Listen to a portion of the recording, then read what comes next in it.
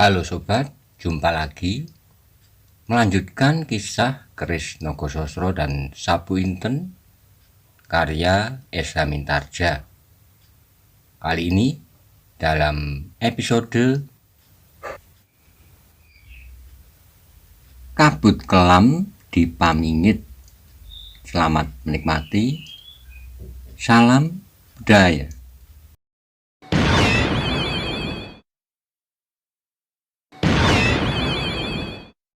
Pada episode sebelumnya dikisahkan Maiso Jenar dan Aryo Saloko telah menjemput ibu dan bibi Aryo Saloko, kemudian dibawa ke Pamingit. Di sana dipertemukan dengan para saudara dan tokoh-tokoh di Banjar Desa. Bagaimana kisah selanjutnya? Simak bersama-sama. Monggo kula aturi subscribe, like, komen, saha share. Matur nuwun.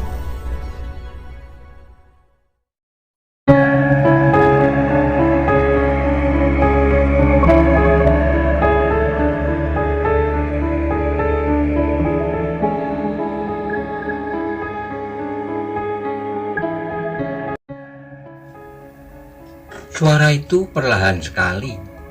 Tapi karena bilik itu dicengkam oleh kesepian, Aryo Saloko mendengar suara itu dengan jelas. Bahkan ia menjadi terkejut karenanya.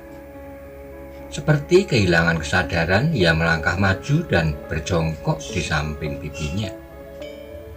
Ketika Aryo Saloko sudah berjongkok di samping bali-bali pembaringannya, maka sekali lagi Sawung Sariti tersenyum.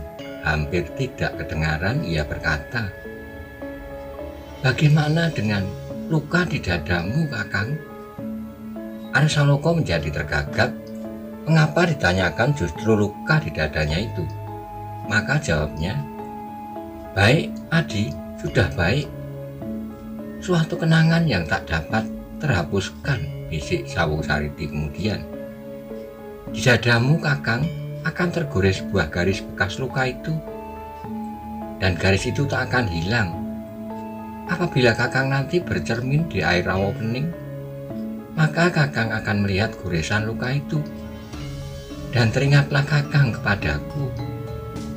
Hati Aryo Saloko berdesir. Dengan sepenuh perasaan ia berkata, "Aku akan selalu mengenangnya, dan peristiwa itu tak akan berulang." "Ya, tak akan berulang kembali," desis Sawung Sariti. Suaranya menjadi bertambah lemah meskipun Ki Ageng Surodipoyono telah mencoba mengobatinya dengan ramuan daun-daunan yang diketahuinya. Namun keadaan Sawung Sariti menjadi bertambah berbahaya. "Kakang," kembali Sawung Sariti berdesis, "kau maafkan aku." "Tak ada yang dapat dimaafkan, Adi, sebab kau tak bersalah," jawab Aryo. Sawung Sariti tersenyum, katanya, "Jangan berkata begitu. Aku tahu aku bersalah. Kau maafkan kesalahan itu, Kakang?" "Ya, ya tentu, jawab Aryo cepat-cepat. "Uwo Gajah Soro akan memaafkan aku juga," bisik Sariti kemudian. Tentu, jawab Aryo pula. "Kakang telah memaafkan aku. Uwo Gajah Suro berdua juga akan memaafkan aku. Yang Wonomerto, Paman Pandan Kuning, dan Sawung Rono." "Jangan sebut-sebut itu, Adi," potong Aryo Saloko. "Lupakanlah, mereka semua sudah memaafkanmu." "Tapi apakah Tuhan memaafkan aku pula?" kata Sariti tiba-tiba. Dada Aryo Saloko berguncang. Maiso Jenar dan Ki Ageng Gajah Surodipoyono pun segera berjongkok di sampingnya.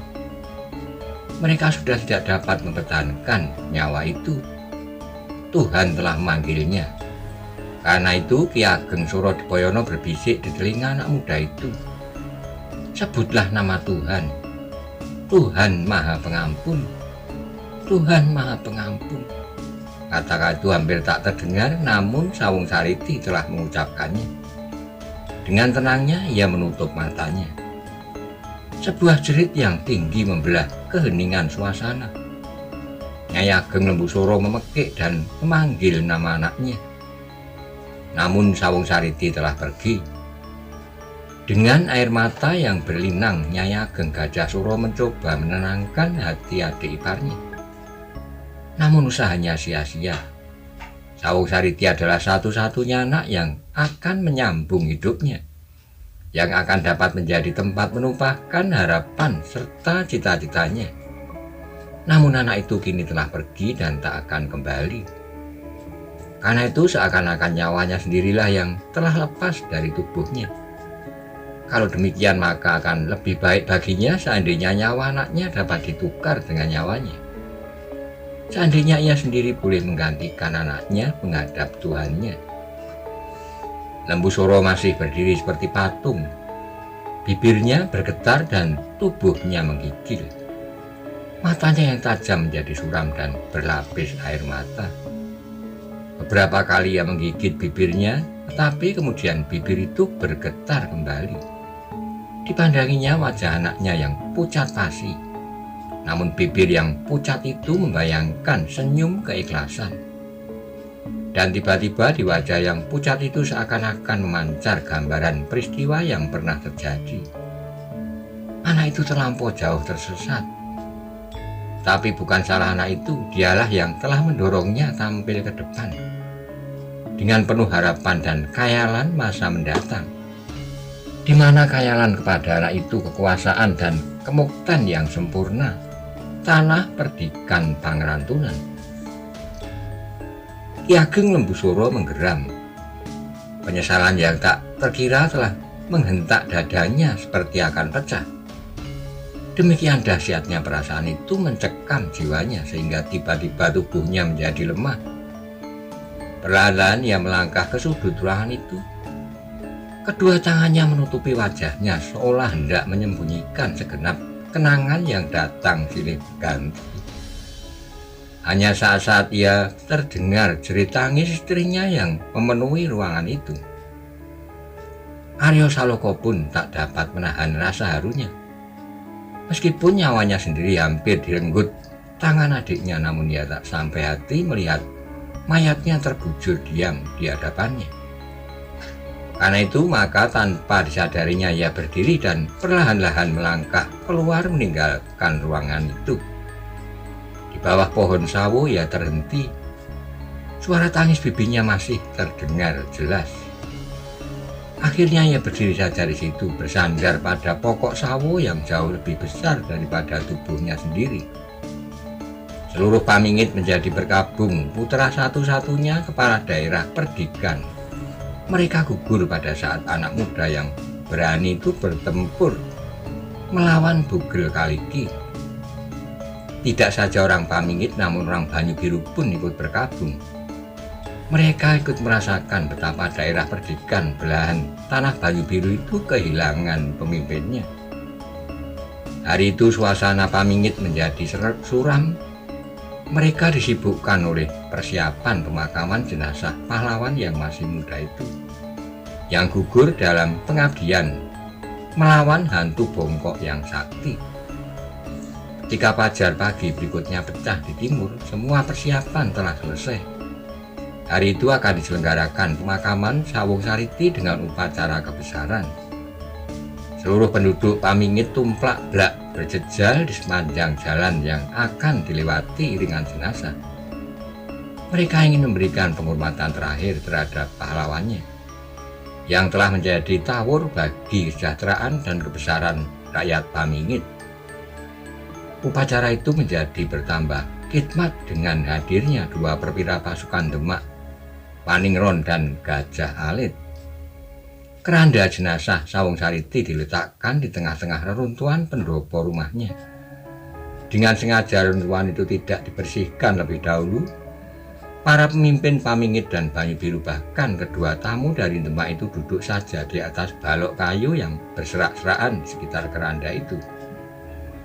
Di keempat penjuru nampaklah beberapa orang laskar Pamingit berjaga-jaga dengan tombak di tangan. Sedang di alun-alun telah siap laskar kehormatan yang akan mengantarkan jenazah sampai ke peristirahatannya yang terakhir. Keranda pahlawan dengan latar belakang reruntuhan dan abu merupakan perpaduan pemandangan yang menggetarkan. Laskar yang berdiri tegak dengan senjata di tangan serta para pemimpin yang duduk bertebaran. Panji-panji dan tunggul, rontek dan rangkaian bunga telah mencekam hati seluruh rakyat Pamingit dan Banyu Biru yang sedang berada di Pamingit. Ketika matahari telah memanjat sampai ke ujung cemoro di sisi alun-alun, maka sampailah waktunya jenazah itu diberangkatkan. Saat kemudian menggemalah bunyi kentrongan di banjar desa disahut oleh setiap kentrongan yang berada di Pamingit, yang berada di gardu-gardu, di langgar, dan di setiap rumah yang memilikinya. Dan dari sisi keranda itu menggemalah bunyi sangkakala. Maka bersiaplah laskar Pamingit dan Banyu Biru untuk mengawal jenazah pahlawan yang berani itu. Ketika jenazah diangkut oleh beberapa orang, diantaranya Wulungan, Bantaran, Penjawi, dan kehormatan yang diberikan untuk pahlawan itu oleh Titis Anganten, Ki Ageng Pandanalas, Maiso Jenar, dan Kebu Kanigoro. Maka berbicaralah Gajah Alit atas nama pemerintahan Demak. Gajah Alit yang memakai pakaian kebesaran pasukan Oromanggolo itu menyatakan betapa besar terima kasih dan penghargaan Demak terhadap kesediaan pengabdian yang diberikan oleh Sawung Saliti dengan darahnya. Ia telah mempertahankan tanahnya, rakyatnya, dan kebesarannya. Lembu Suro mendengarkan sesorah Gajah Alit dengan dada yang bergejolak. Ia mendengar sesorah itu ditangkapi suara hatinya sendiri. Ia melihat luka yang tergores di lengan anaknya. Ia melihat pula luka yang tergores di dada Aryo Saloko. Karena itu ia menjadi bimbang karenanya, apakah yang telah terjadi? Namun adakah karunia Tuhan telah berkenan membersihkan nama anaknya pada saat-saat terakhir? Kini anaknya gugur sebagai pahlawan karena tangan Bugel Kalikilah yang telah membunuhnya. Dan sudah pastilah bahwa anaknya telah bertempur melawan demit itu. Maka ketika datang saatnya jenazah itu diberangkatkan, sekali lagi Nyai Ageng Lembu Suro memekik tinggi.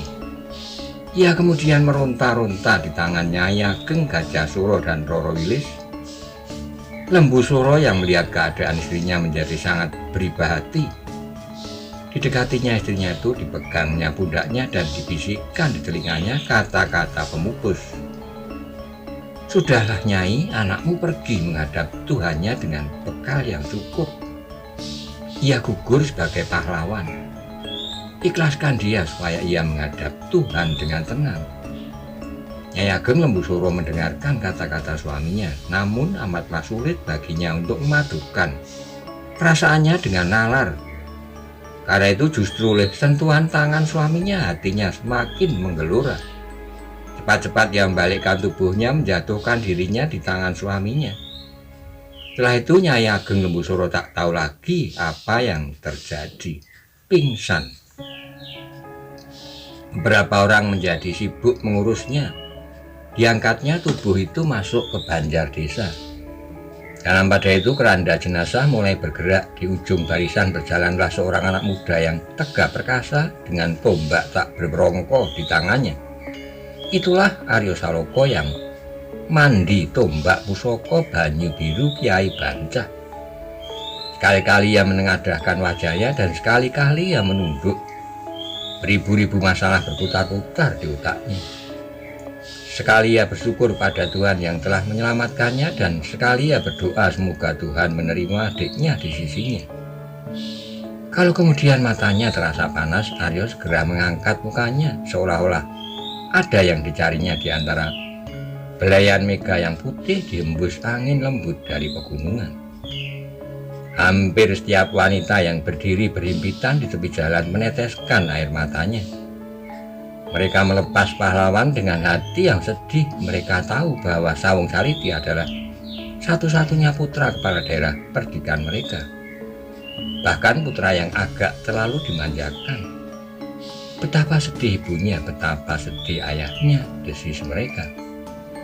Namun Sawung Sariti itu berjalan terus, tubuhnya berjalan ke tempat pemakaman, sedang arwahnya berjalan menghadap Tuhannya. Di belakang keranda itu berjalanlah kedua perwira dari pasukan Demak. Di sisinya Ki Ageng Surodipoyono dengan kepala tertunduk, sedang Ki Ageng Gajah Suro berjalan pula di belakangnya. Dan di sampingnya adalah Ki Ageng Lembu Suro. Barisan pengiring semakin lama semakin panjang, setiap orang yang dilaluinya dengan serta-merta mengikuti di belakangnya, mengantar sampai ke makam. Pamingit benar-benar berkabung, demikianlah Sawung Sariti telah mendapatkan penghormatan terakhir sebagai seorang pahlawan. Apapun yang pernah dilakukan, namun ia adalah anak yang berani, sehingga setelah ia gugur adalah menegakkan pemerintahan di tanah kelahirannya. Di belakang mereka yang sedang mengantarkan jenazah itu di dalam pondok yang kecil, terbaringlah Galunggung dengan lemahnya. Beberapa orang duduk di sampingnya dan mencoba membangunkan ia dari pingsannya. Beberapa kali ia membukakan matanya, namun kemudian ia pingsan kembali. Tapi ketika napasnya telah berangsur baik, maka Galunggung pun menjadi sadar. Sadar akan dirinya, perlahan-lahan ia bangkit dan duduk di tepi pembaringannya. Ketika ia mencoba untuk minum, didengarnya bunyi kentrongan. Tanda apakah itu? Terdengar ia bertanya lemah. Jenazah Sawung Sariti akan diberangkatkan, jawab salah seorang bawahannya yang sedang merawatnya. Apa katamu? Kata Galunggung membelalakkan matanya.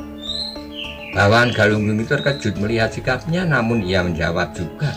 Ya, jenazah Anggir Sawung Sariti dimakamkan.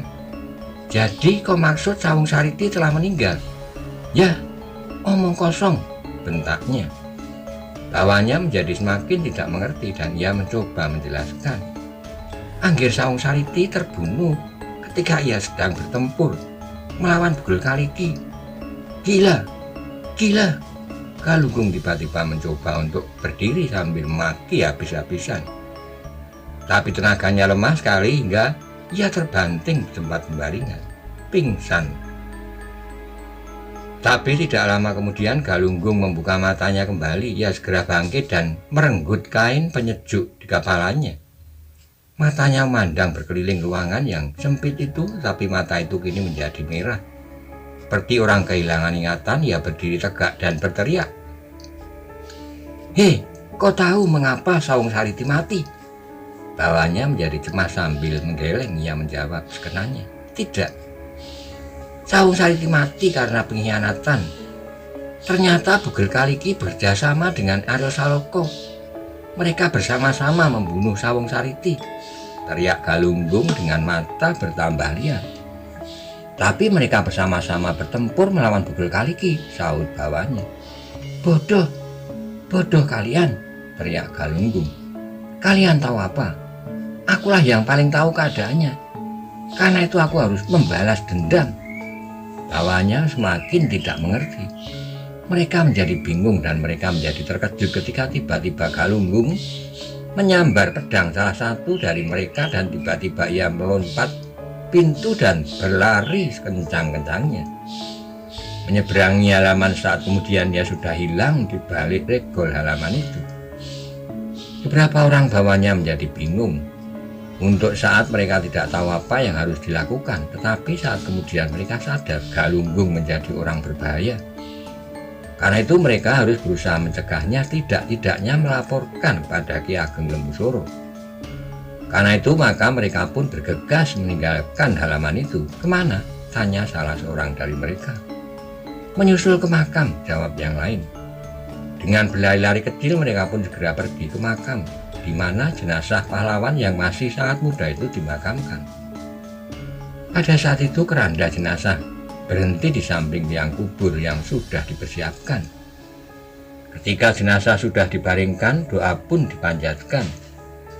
Pemakaman itu berlangsung dengan selamat, segala sesuatu seperti yang direncanakan. Ketika mereka akan meninggalkan onggokan tanah yang masih merah serta sepasang maijan yang masih baru pula, mereka melihat Aryo Saloko berjongkok di samping gundukan tanah itu. Bibirnya bergerak mengucapkan beberapa patah kata, namun tak seorang pun yang mendengarnya. Lembu Soro sendirian agaknya telah berhasil menguasai perasaannya. Ia tidak dapat berbuat lain daripada menerima segala peristiwa ini sebagai suatu peringatan baginya. Meskipun peringatan itu terasa terlalu berat. Satu-satunya anak telah dilepaskan, sedangkan daerah pendidikan menjadi hancur berantakan. Saat kemudian makam itu telah sunyi kembali, seonggok tanah dan sepasang maijan baru berada di tengah-tengahnya. Di atasnya bergerak-gerak dalam belayan angin pegunungan, daun-daun dan bunga-bunga kamboja yang putih bersih. Sepi sesepi hati Lembu Soro. Hanya kadang-kadang terdengar tiap burung pipit yang berterbangan mencari makanan buat anak-anaknya yang ditinggalkan di atas sarang. Di perjalanan pulang itulah mereka melihat 3 orang berjalan bergegas-gegas ke arah mereka. Ki Ageng Suro Dipoyono yang berjalan di paling depan bersama-sama dengan Paningron dan Gajah Alit segera bertanya kepada mereka, "Apa yang terjadi?" Orang itu pun berceramah tentang Galunggung. Mereka menyangka bahwa Galunggung telah pergi ke makam dan mengamuk di sana. Tetapi ternyata Galunggung tidak ada di antara mereka. Karena itu mereka menjadi sangat cemas karenanya. Galunggung adalah gambaran diri seorang yang mabuk pada kekuasaan, pangkat, dan penghargaan. Ia dapat berbuat apa saja untuk mencapai maksudnya. Dan sekarang orang itu agaknya kehilangan keseimbangan pikirannya.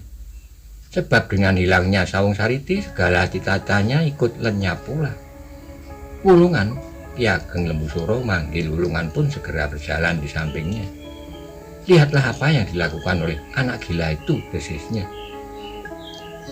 "Baik Ki Ageng," jawab Wulungan, dan Wulungan pun segera berjalan mendahului orang-orang yang pulang dari makam itu.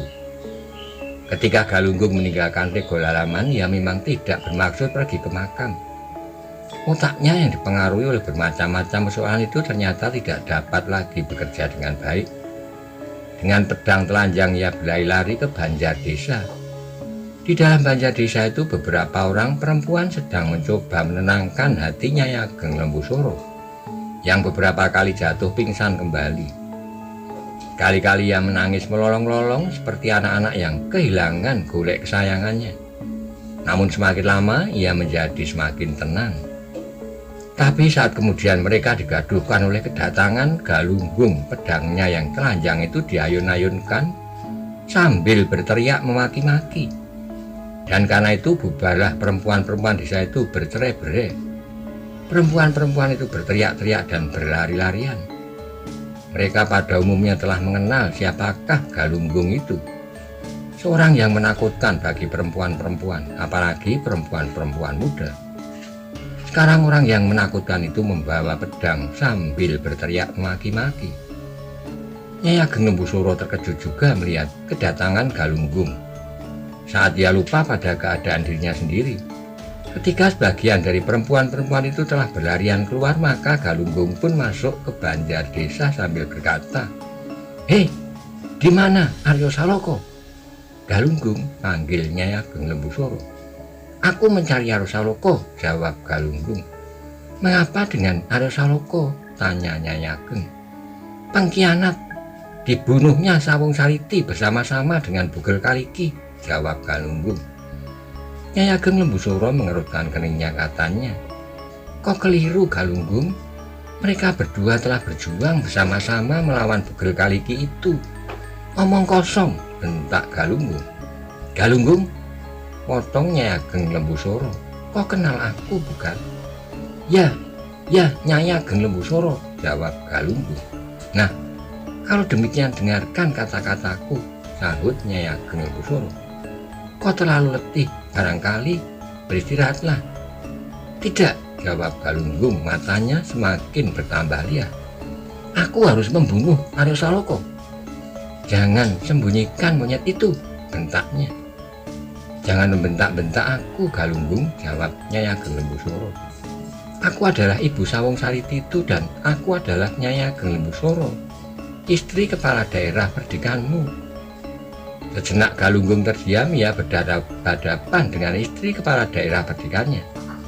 Tapi saat kemudian otaknya yang sudah tidak wajar lagi itu menyentak-nyentak kembali dan tiba-tiba ia tertawa terbahak-bahak. Suaranya menggelegar seperti suara hantu yang kegirangan. "Diam!" bentak Nyai Ageng Lembu Suro. Tapi Galunggung tidak mau diam, tertawanya bertambah keras.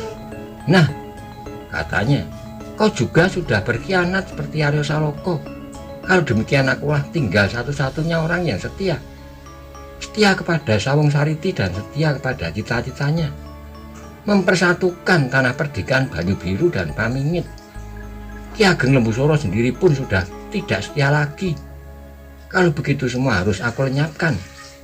Aryo Saloka, Lembu Suro dan monyet bongkok yang sudah dibebaskan dari Demak itu." "Galunggung," teriak Nyai Ageng Lembu Suro, "kau sudah gila."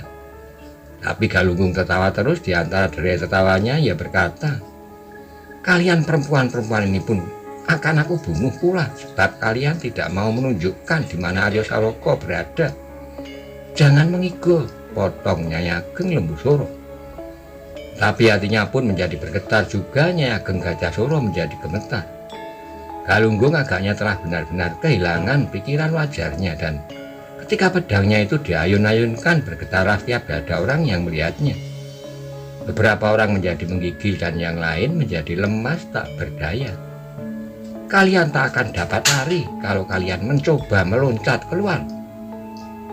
Aku akan dapat mengejar kalian dan kalian akan aku bunuh satu persatu, satu demi satu." Kembali suara tertawanya membelah ruangan banjar desa yang tidak terlalu lebar itu. "Galunggung," katanya Nyai Ageng Lembu Suro. Namun suaranya sudah agak gemetar. "Kau telah mengkhianati Ki Ageng Lembu Suro, kepala daerah perdikanmu. Akan aku bunuh dia, sebab orang itu tidak setia kepada cita-citanya. Mengapa tidak dibunuhnya Aryo Saloka dan mengapa dibiarkannya Gajah Suro itu kembali? Pengkhianat!" teriaknya. Nyai Ageng Lembu Suro tak dapat berbuat apa-apa lagi. Galunggung telah menjadi gila dan tidak dapat mendengarkan kata-katanya. Karena itu ia pun menjadi semakin ngeri, apalagi ketika kemudian setapak demi setapak sambil tertawa berkepanjangan Galunggung melangkah maju. "Tak ada gunanya kalian lari." Tapi perempuan-perempuan itu memekik-mekik dan mereka menghambur keluar dari ruangan itu. Beberapa orang yang masih sadar mencoba menarik tangan Nyai Ageng Lembu Suro dan Nyai Ageng Gajah Suro sambil berbisik, "Selamatkan diri Nyai Ageng berdua." "Oh," teriak Galunggung, "kemana kalian akan menyelamatkan diri?" Nyai Ageng Lembu Suro dan Nyai Ageng Gajah Suro benar-benar tak melihat jalan untuk menyelamatkan diri. Agaknya mereka berdualah yang pertama-tama harus dibinasakan. Karena itu mereka pun menjadi ketakutan dan gemetar sehingga keduanya menjadi saling berpegangan dengan eratnya. Namun di antara perempuan-perempuan itu tidaklah semua menjadi ketakutan dan kehilangan akal. Tidak semua berlari-lari sambil berteriak-teriak ketika Galunggung benar-benar tak dapat mendengarkan kata-katanya Ageng Lembu Suro. Dan ketika ia melangkah maju tapak demi tapak, maka tanpa berjanji tampillah dua orang gadis berdiri tegak dengan tenangnya di hadapan dan membelakangi Nyai Ageng Lembu Suro dan Nyai Gajah Suro. Keduanya adalah Roro Wilis dan Endang Widuri.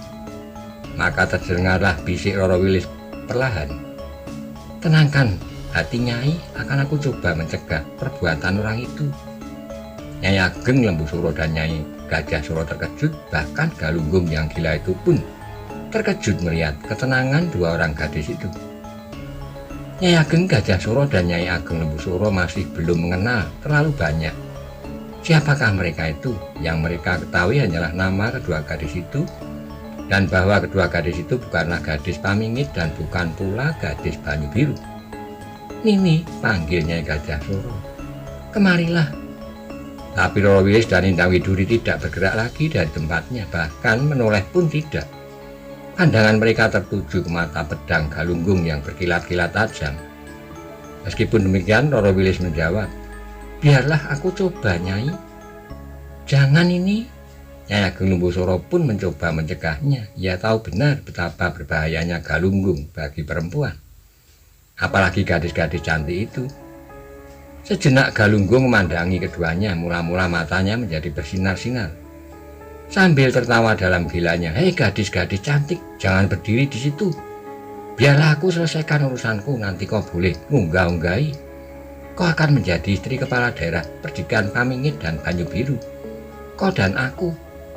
Ujung pedangnya bergerak-gerak menunjuk ke wajah Roro Wilis dan Endang Widuri. Namun kedua gadis itu tidak beranjak dari tempatnya. "Nini," panggil Nyai Ageng Lembusura cemas. "Menyingkirlah." Wilis menarik napas. Ia sudah beberapa kali menghadapi lawan, bahkan ia pernah berhadapan dengan orang yang sedang terganggu sarafnya, gila.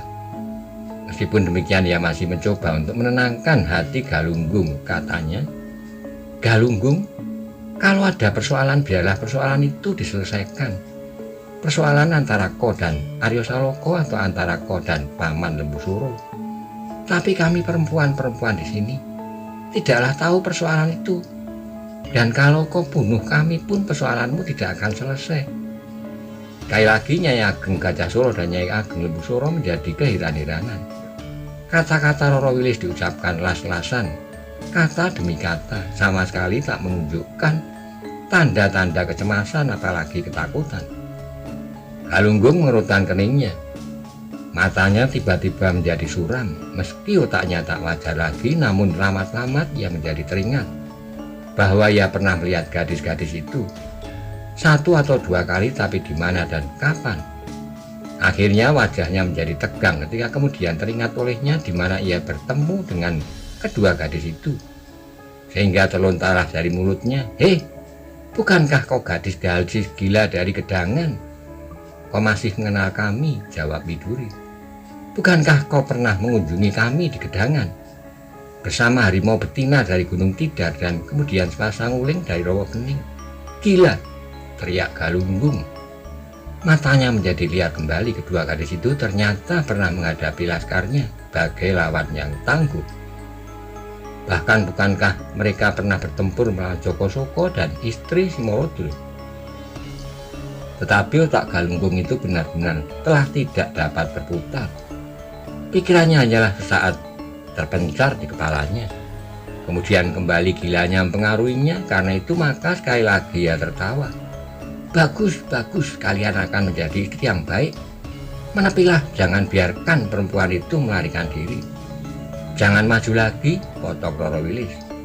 Nyai Ageng Gajahsura dan Nyai Lembusura sekali lagi terkejut.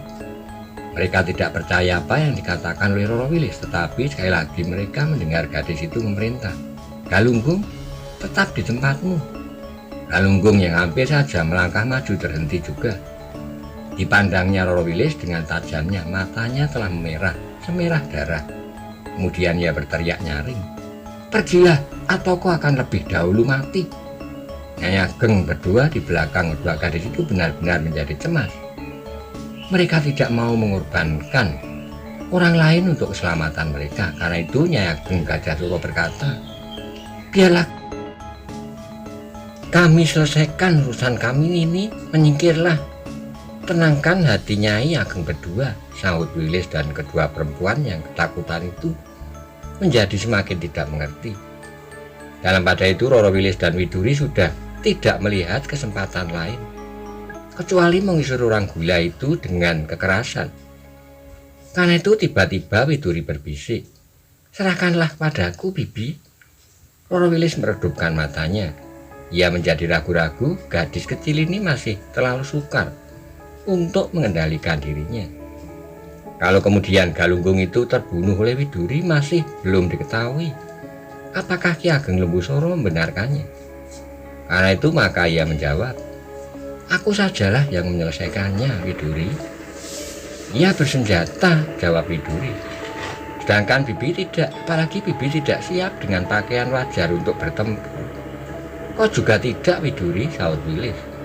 Ketika Galunggung kemudian tertawa kembali sambil melangkah maju, Wilis berkata, "Berikan kalungmu itu kepadaku. Aku pernah menggunakan segala macam senjata.